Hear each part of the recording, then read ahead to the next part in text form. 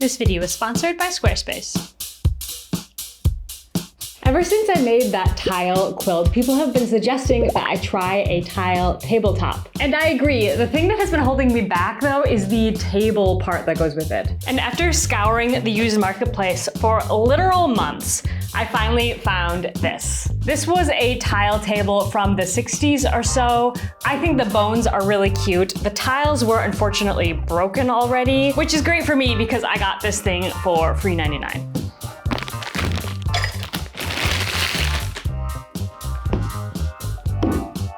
In the meantime, I have been researching how to make tiles more efficiently. I've been studying artisanal tile makers like Mercury Mosaics and Clay Squared to see how their process works. What I learned is that a lot of these tile makers use a pug mill to kind of get that basic tile shape first. Now, I don't have a pug mill, unfortunately. I wish I did, but I do have an extruder. So I got my friend Thomas to 3D print me this basic tile shape. It doesn't look like a tile, but you're gonna see how I use this to make tiles. Now, this is kind of an experiment still. I did try this once already it was somewhat effective. I still need to develop the process a little bit more, but I wanna give a huge shout out to my friend Thomas who made this for me. He's an incredible maker. You can find him on Instagram, go follow him, and he does all sorts of like cool making stuff.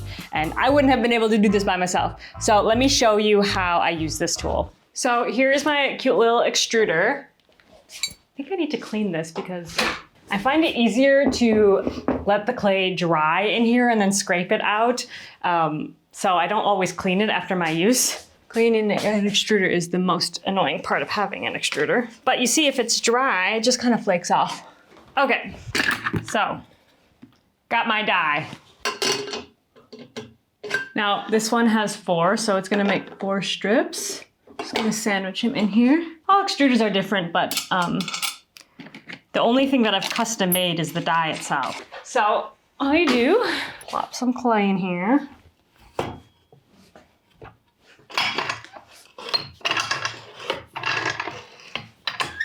Then use this pin. It's basically a lever.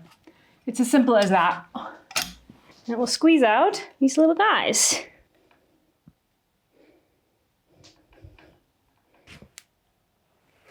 So it doesn't come out, like I expected all 4 to come out at once. The one time I tried this before, it did exactly what it's doing now. It's just kind of focusing on one, and I have no idea why that is, but I think the next extruder die I'm going to make is going to have 1, maybe 2 of them. Anyway, I've got this nice, perfect 2 centimeter wide strip. This is 2 centimeters wide by 1 centimeter thick because that's what my die is. And I'm just gonna place it over here. So I've made this, make is a very strong word. It's a board with a straight edge, just like a piece of wood. It's just a little piece of wood cut to the length of the board. This is going to help keep my squiggly extruded bits straight. It's basically like a straight line to line everything up on. And then I'm clamping it to the board. And then with my little noodly bit, he's not perfectly straight, so my intention is to just push it up against this straight line, and hopefully that way he'll dry nice and straight. The board is not straight itself, so I hope that that's going to work. We shall see. But this is the system I'm working with right now, and I think it's gonna work. Let's see.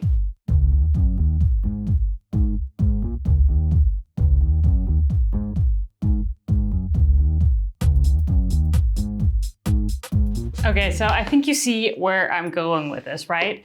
So I'm hoping that they're straight enough. They're not perfect, but we can always toss the wonky looking ones. Next, I'm going to cut it with the T-square, this guy, and I'm going to continue using this as like a way to align it. But I think what I'm going to do now is let them dry out a little bit. I do know that they're going to dry quite fast because they're thin and extruded, so they're exposed on more sides. So I'm gonna maybe give it an hour or so, and then we'll come back and cut them.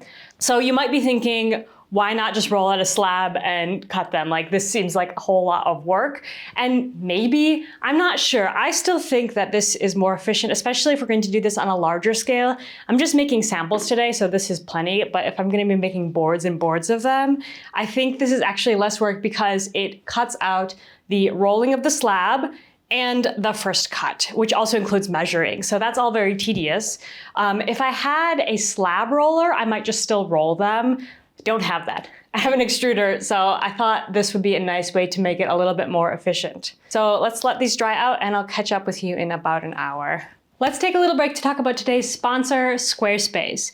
If you've never heard about Squarespace before, they are an all-in-one website platform that artists and entrepreneurs use to stand out and succeed online. I've personally been using Squarespace ever since I started my online business because it has incredibly easy-to-use features, including their drag-and-drop website builder and integrated SEO tools. Whether you're just starting out or managing a thriving brand, Squarespace makes it easy to create a beautiful website to sell anything from physical products to memberships, digital products, and even services. You can also schedule appointments, create on-brand invoices, and send newsletters. And for the artists watching, you will love their cutting-edge design tools, where you can create a bespoke website that perfectly fits your brand or business. So head to squarespace.com right now for a free trial, and when you're ready to launch, go to squarespace.com/potterytothepeople for 10% off your very first website or domain.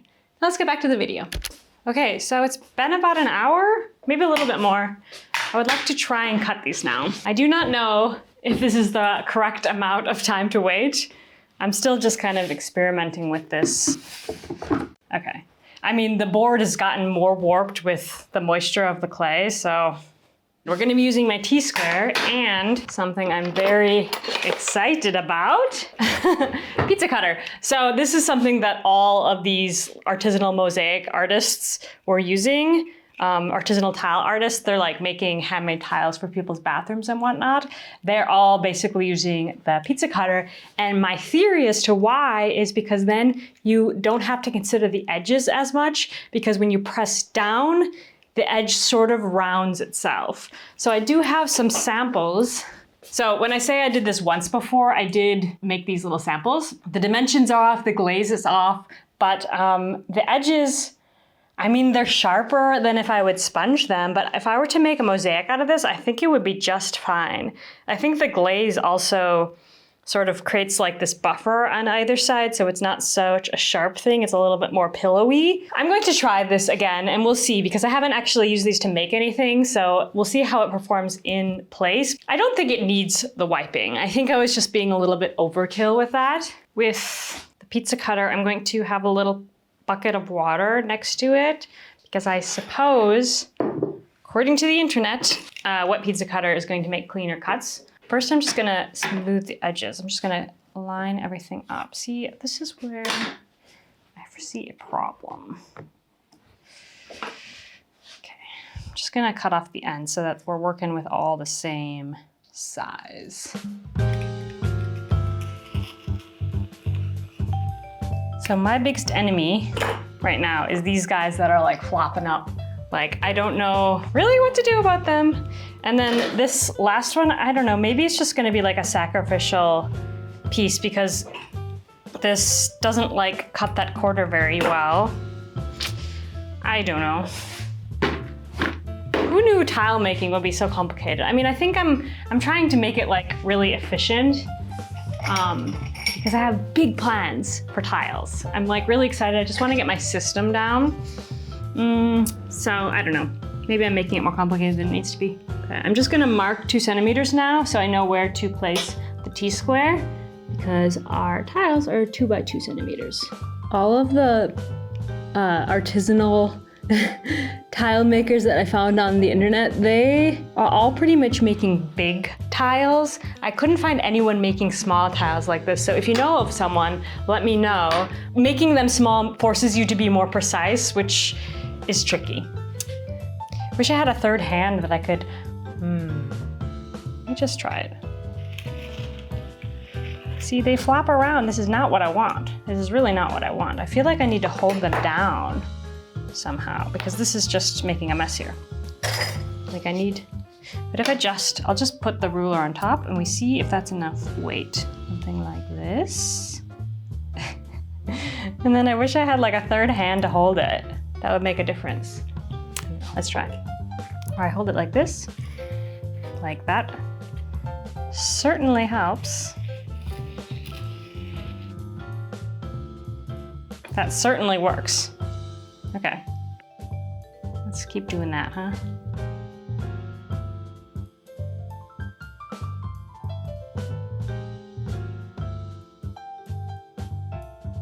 So I'm quite tickled by how well that ruler thing worked. That's pretty cool. So now we have a perfect square of square tiles. And I feel like they're pretty nicely sized. I have to think now. What I want to do now is make a bunch of samples in different colors. So when I'm making the real thing, I'm just going to glaze it like this. I'm not gonna move them, but I wanna actually break these up now so that I can make a bunch of different colors with just these ones. I don't need all of these tiles as samples, obviously, in case something goes wrong. First, I need to figure out how many tiles I need. So I'm going to test 3 different colors. By the way, this is going to be the pattern. I'm making a little pond scene. I have a little paper version of this, but this is how it's actually meant to look. I don't know yet if I want to do a dark green border, a light green border, or a blue border, like an additional color blue border. I haven't decided yet, so we'll see. I'm going to make the samples now so we can see if our colors actually look good. Another problem with this sample is that, can you see? Oh, it's so blurry. You know, you can see it's a little streaky, right? You can see how I applied it with the paintbrush. I don't want that. I want it to look nice and solid. So I don't know if it's a matter of just putting more coats on or what it is, but we're gonna try some things. So I just need to divide these up now. Do I just have to pick them up individually?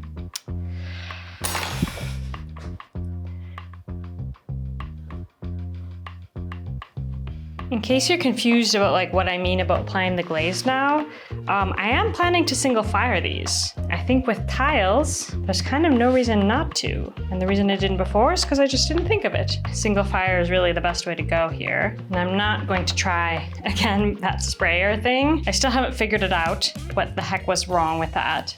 I'm gonna try painting on because that's what a lot of these tile makers do, is just using a paintbrush. So it's what I shall try to do too.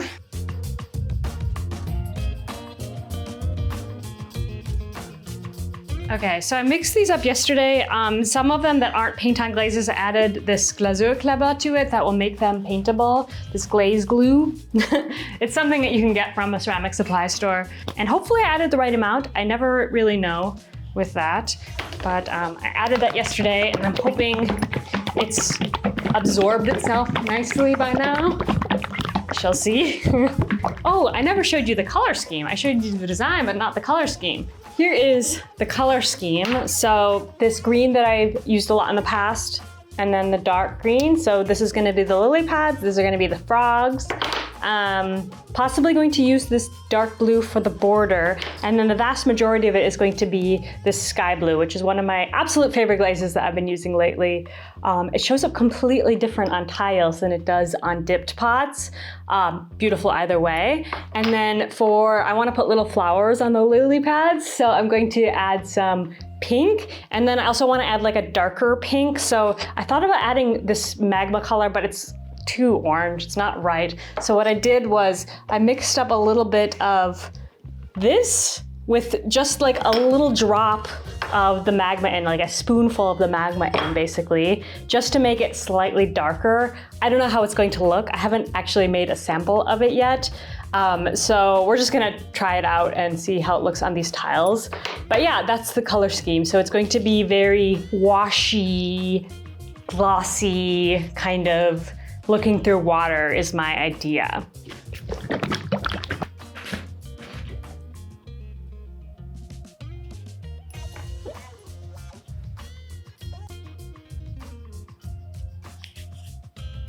Okay, it ended up being quite thick.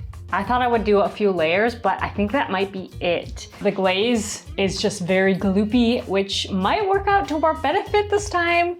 I'm not sure. I don't know why I take on these really ambitious projects before I figure out my system, but I'm excited about the project, so we'll test at least these and see how they look. If they look really terrible, we'll, do more tests. Okay, I'm gonna glaze the rest.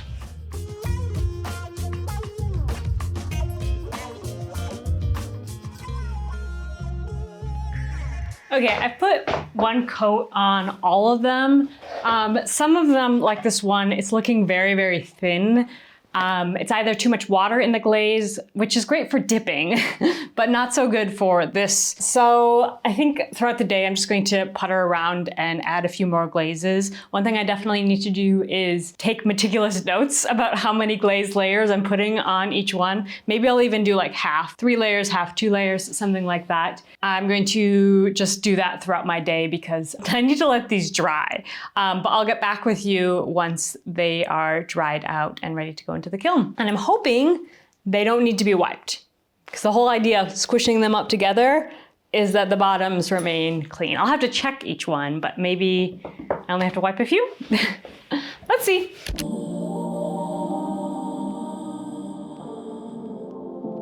Good morning. So I let these dry overnight and they're basically completely dry now. You can see that it's starting to crack between some of the glazes. I think that's fine. So to save me some time, I'm going to immediately transfer them into the kiln shelves instead of transferring them to another board and then transferring them to the kiln shelves. I've got my kiln shelf here with my stilts already. So yeah, I'm hoping that these just kind of break apart and don't have a ton of glaze drippage. Oh, that. Yeah, so you can see these ones are mostly good, just a tiny, tiny piece of glaze. I suspect the outer ones will have more wiping, but the inner ones should just, you know. I'm also gonna check for the edges being too sharp. The other thing I was thinking about is, I know about these advancer shelves. I don't know if you've heard of them. They're basically shelves made from this hardcore material that glaze almost doesn't stick to. It makes it really easy to remove. Glaze splatters, I'm not really sure what they're made out of, but they sound really cool. And I wonder if that would make my life, my tile making life, 1,000 times easier. I'm not sure if they're available in Germany though, and they're also very expensive. So I'm not sure I can justify the cost, but you let me know down below in the comments if you have experience with them, because I am considering, are they worth it? And I would have to buy a bunch of shelves too, because tiles, you know, they stack very narrowly, which is great because you can pack a lot in, but also then you need a lot of shelves. So this is looking pretty good. Let me check a different one. Yeah, these ones are falling apart a lot easier. This is the dark pink. So there's a difference, I think, in the ones that have the glue added. Like these are looking really good, so maybe I just have to add that for all of them. I didn't add glue to the ones that were already paint on glazes, but those are still significantly less, what's the word I'm looking for? Viscous? Goopy? than the ones where I added the glue to. So maybe I need to add the glue to all of them. Yeah, this is unfortunate. The glaze really got underneath these ones. Okay, I mean, they definitely come apart easier without the glue, but there's more wiping and more flaking of the glaze. That's not good. Okay, we're learning things, we're learning things.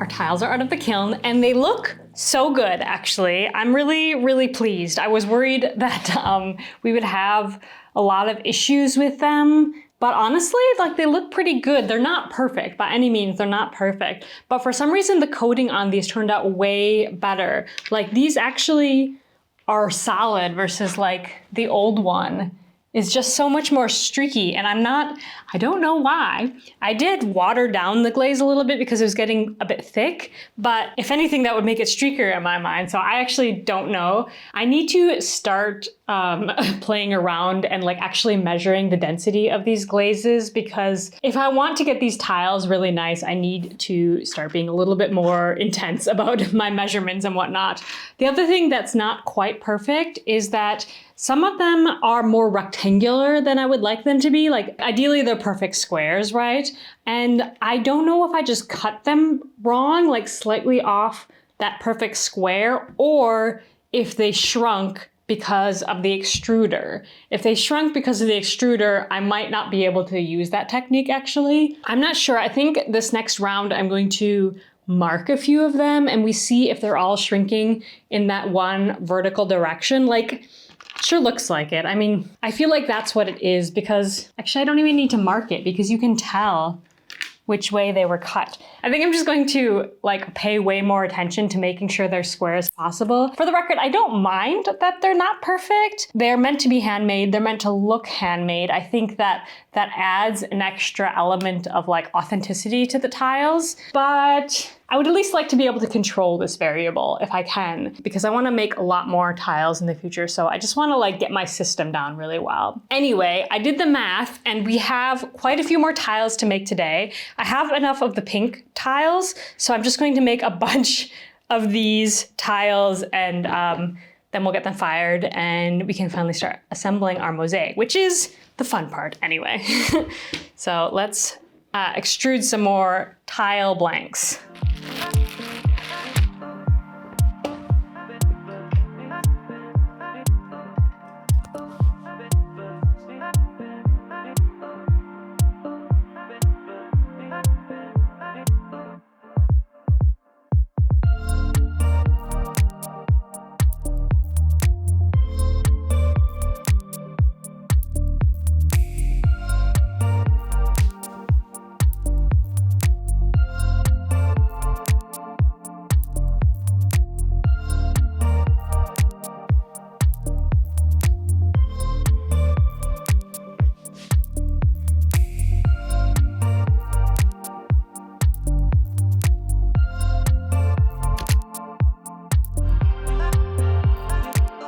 It's the next day. I'm going to break these up now and put them directly onto my kiln shelves.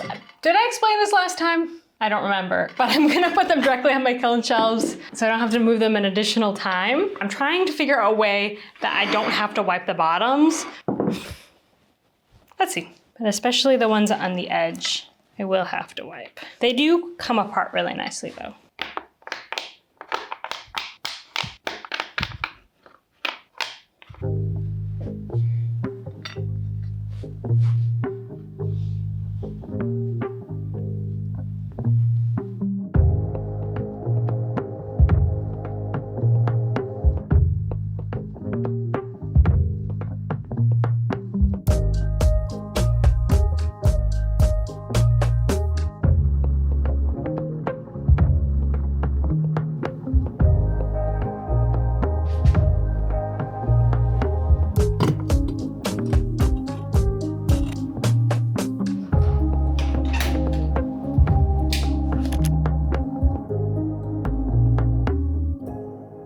My friends, it is the time that we have all been waiting for. I have my tiles. They're looking beautiful. And I have a board. I cut this to size. This is just a scrap piece of wood that I got from my hardware store. It's a different type of wood than I normally use, so I hope it'll be okay. I hope it won't warp. This is particle board. Honestly, this was the original with the broken tiles on it. This is also particle board. So I feel like it's gonna be fine. Obviously, the main thing is that this is not going to be going outside. I'm gonna use it in my house. And it has a layer of, I assume, waterproof laminate on top of it. So it's gonna be fine. It's gonna be fine. Normally I use like a very hard plywood that's called multiplex platte. Well, truth be told, the hardware store saw was broken, so I had to dig through the scrap bin and then I cut it myself, and it is not perfect. But it's gonna have to work. So I am very excited about this whole project. I've been like, I just want to set the tiles. This is the fun part. So first I have to put a grid on it and then we can start laying the tiles.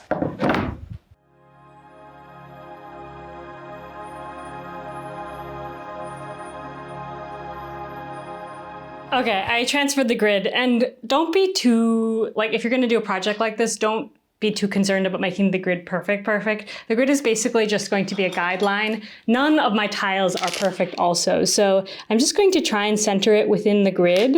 And also, like, my grid is not even correct. Like, it's overlapping kind of weird here. I cut the board weird. I thought something was square that it wasn't square. It doesn't matter. I cut the board a little bit weird, which is why there's a little bit of misalignment. It's going to be fine though, because it's just a few millimeters off. Everything's gonna be wonky. This is handmade. It's going to look just fine. Yeah, let's get tiling. I'm going to use PVA glue as always. I tile pretty much the same in every single one of these mosaic videos. PVA glue for indoor use, and then we're gonna grout over later. I don't think I've ever tiled with so many tiles before. I decided to go with the dark blue for the border. It's like a very subtle difference between the two, the light blue and the dark blue, and I thought sort of like a little bit of a checker, but also a little bit of like, I don't know, I thought like different colors of water reflecting in the sun. Something like that. Okay, I shall use this as my guide, and then we go. Yeah, I'm really excited. The grout lines are going to be big, but that is what it is. Can't change it now.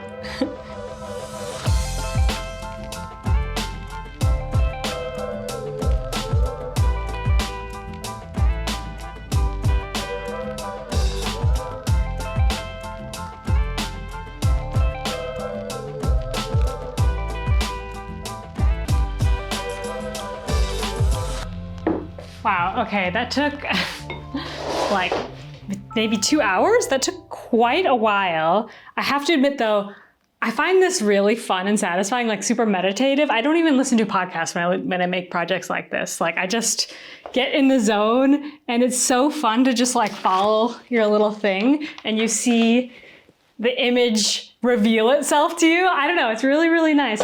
I'm feeling a little insecure about it right now, I have to be honest. But I also, from experience, know that I usually do at this point, and I think that the grout is always such a game changer because like, I don't know, I don't find it so easy to see the image right now, but I think that's because the background is kind of distracting. So once the background is dark, I'm gonna use black grout. I think black or dark brown grout. Once the background kind of fades into the background, I feel like it's gonna look a lot better. So I love the tiles, I love the colors, I think they're beautiful. I need to be patient and wait for the final piece to, you know, emerge. So that's all I'm going to do today. If you see me moving these tiles, I put a little bit too much glue in some of these spots. If you're doing a project like this, like don't put too much glue down because then the tiles tend to slide and then you're constantly moving them back.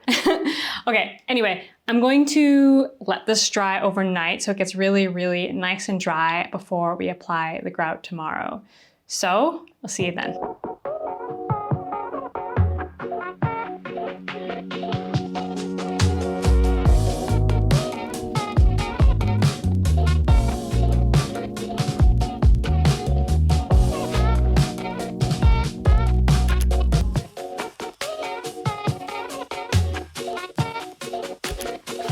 Good morning. It is the next day. We have had a little bit of slippage with the tiles. Some of them have kind of twisted out of their spot. I thought it was that I was applying too much glue, but now I'm wondering if it's because this surface is so smooth. I'm not sure, but I have not had this problem to this extent before, and I always used a more porous material before. So I suspect that's the problem. I'm gonna try and overlook that. It is bothering me a little bit, but I'm gonna try and overlook that. Today we grout, and I'm super excited about this part. So I decided to go for a black grout. I've never actually used this grout before, but I figured the legs of the table are black, so I thought it would look, you know, matchy-matchy. In a good way. So let's mix up our grout.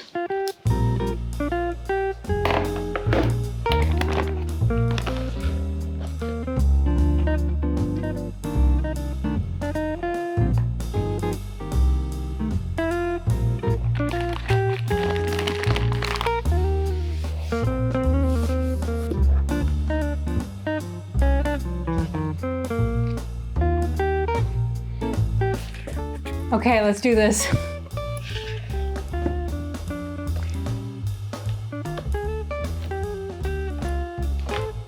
It always looks worse before it looks better. Trust the process. Trust the process.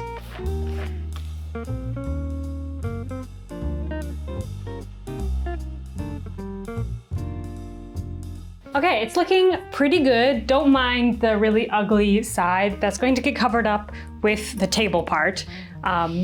So now I just need to let this sit for 20 minutes-ish. Basically what I'm looking for is that this wet sheen on top of it becomes kind of chalky. That's when we know we can start wiping back the excess grout.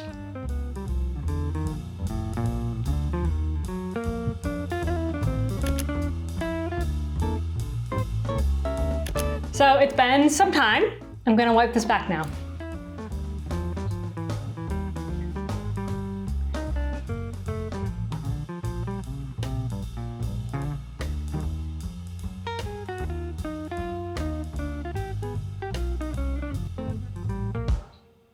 As you can see, there's still a little bit of grout left. That's fine. Our next steps right now are to let it fully dry out, and then tomorrow we can come back in with a cloth and polish off all of the excess, all of the like haze that's over the tiles still. And then we can finally put it together. Okay friends, it is the next day and I'm so excited to finish this. So as you can see, there's a little bit of a haze over still. So what I'm gonna do is take a piece of cloth, like you can use literally any cloth. These are the cloths I use to like slow dry my pottery. Just anything, and all you need to do is just polish each one, and it comes off pretty easily. You need to give it a little bit of pressure, but like, I don't know, can you see? You don't need any sort of special equipment to do this, just your finger and just polish away. I didn't say this yesterday, but you don't want to just keep wiping the grout, because what's going to happen is that you're just going to keep picking up the grout in between the tiles and spreading it across the tiles. So at some point you just kind of call it and we say, we're gonna wipe off the rest tomorrow. You can use a little bit of water. That will help if it's not coming off right away. Like, look at all of that. It's just coming right off.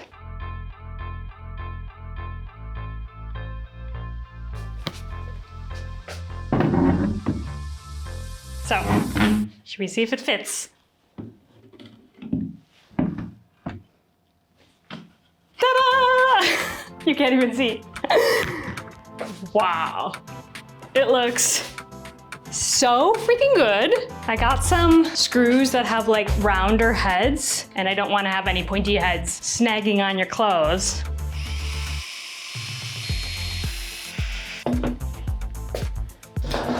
She's done. Oh my goodness. I can't believe I made a freaking tile table. This is like a piece of furniture. I mean, I know I didn't make the table legs and whatnot, but I am still so proud of this piece. I really feel like it has completely transformed from the broken down piece of furniture bound for the bin that it was before. So I really love my tiles. The colors are perfect, I think. I wish the tiles were a little bit straighter. I don't know if I'm just being a perfectionist here, but for me, there's this very abrupt line between something being a little bit imperfect versus it sliding into the realm of like arts and crafts, you know, like the difference between craft and arts and crafts, if that makes sense. Please tell me you know what I mean. I'm always trying to kind of toe that line. But I do think this was successful. I really love it. I wish the tiles were a little bit more punchy, a little bit less streaky, but for the most part, they're good. I think the blue is just gorgeous. And the pattern itself, I love, because it kind of makes me think of like when you look through water, everything gets a little bit distorted. You're not totally sure what you're looking at. I don't know. I mean, you tell me if you can very clearly see that these are frogs and these are lily pads. To me, I know what they're supposed to be, so I see it, but I'm not sure that someone else will. Either way, I think it's just a beautiful piece. I love the colors. I think it's gonna look gorgeous, and I'm going to keep it. I think I know exactly where I'm going to put it, and if I figure it out, I'm going to post pictures about it in its final destination. I hope that this video was fun for you. I hope you like my project. And I think this concludes Tile Autumn, which is like, it's basically winter now anyway. So it's time to move on to other projects, but I hope you enjoyed it. And yeah, that's it for me today. I'll see you in the next one. Bye, friends.